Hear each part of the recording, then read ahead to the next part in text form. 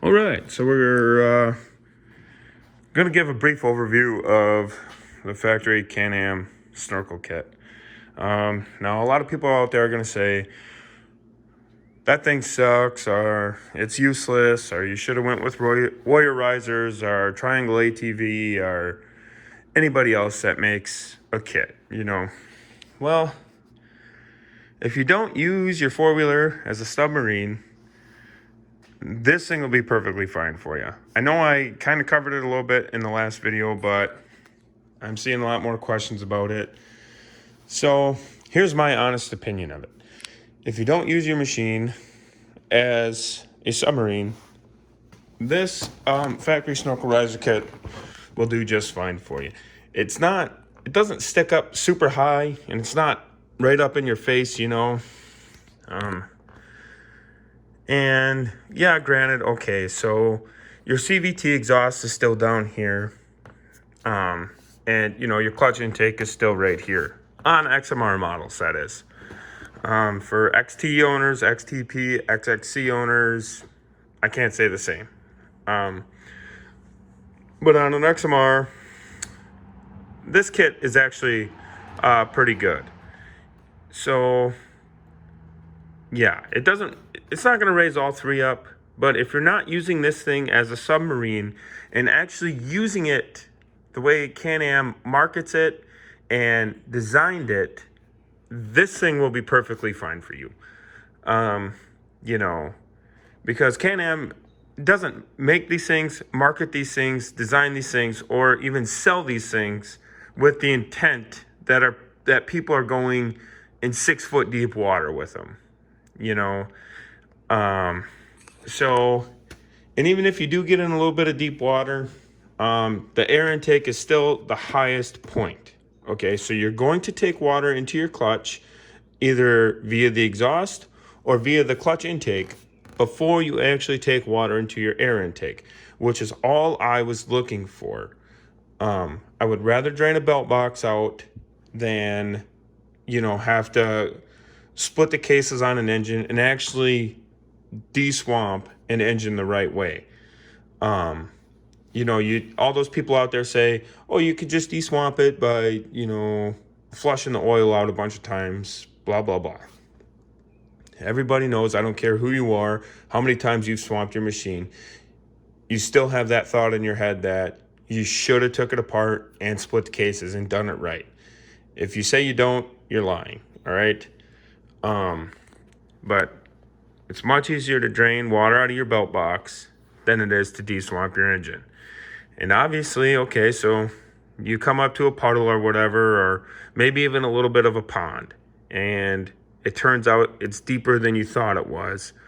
Well, as you can see, the clutch intake is further forward than your air intake. So, okay, you ease into it, unless you're a full sender and you just send right on into it, then sorry. I mean, you're kind of asking for it. But if you just ease on into it and feeling it out, and you get a little water in the clutch intake, hey, not a big deal. If your belt gets super wet and you can't move, have a buddy pull you out. You know, you're not going to get water in your air intake. As you can see through the screen, I mean, the air intake's pretty high up in there. So that's just my honest opinion of it. I don't know, maybe if you guys like this video, I'll give my honest opinion about a few other accessories I've had on here. You know, the heated grips, the hand guards, the different bars, the mud strap. I got a Yoshi pipe on here, a light bar, the Rage Fab brackets, and I also have the 60-inch Can-Am Pro Mount plow for this. So maybe if you guys like this video, I'll do a review or honest opinion about those, because one thing I will tell you is the truth and my honest opinion. None of my videos are ever sponsored, obviously. I'm not a big YouTuber or anything like that, but if somebody's got questions about an accessory I have, I will gladly throw up a video quick. That way, if more people have the same question, I can just send a link instead of saying the same thing over and over again. So that's my honest opinion about the factory air intake. I will also say it's a thing a lot of people overlook, is that if you own an XMR and you buy the snorkel kit made for the XMR, because there's one for non-XMR models, one for XMR models. Spend the $15 and buy a new gauge support, okay? Because with the XMR, I don't have my other one anymore. I gave it to a buddy that also has an XMR but broke his. There would be a huge hole cut right here out that would still be exposed if you don't buy a new gauge cluster. They're $15, super cheap, well worth it. Otherwise, like I said, you're gonna have that big hole over there. And I wish I would have did a video when I installed this, but honestly, I just kind of started, this YouTube idea just kind of popped in my head when people ask questions. But you do have to cut the holes in it for the snorkel kit. You do have to cut new hole in it for the CVT clutch, and obviously a hole for the snorkel pipe to pass through. The kit does come with templates. Your dealer can print them out for you. That's what mine did. Didn't charge any extra for the paper or nothing silly like that. But just get a new gauge support, all right? They're $15, and if you, it's a small price to pay to not have that big ass ugly hole right here, okay?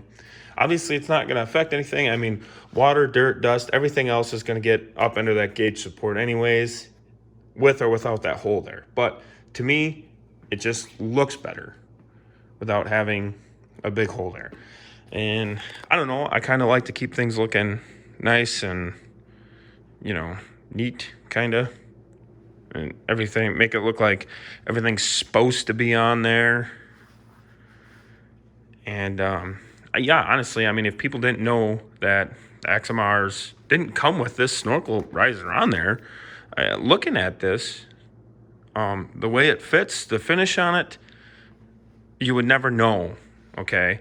And then it's got these two little tabs here that you could pop this screen off. Obviously, I'm not going to pop it off because it's perfectly clean, but you could pop this screen off and actually clean it. I think that's a pretty nice little feature.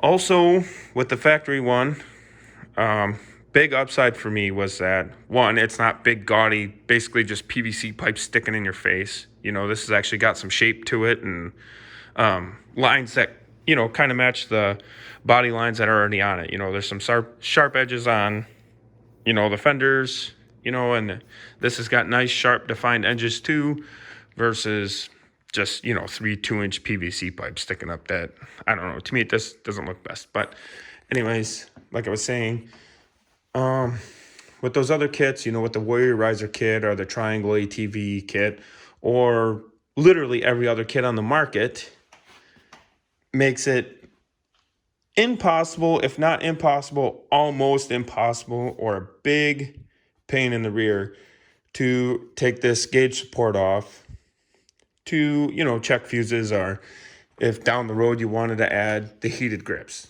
or anything like that.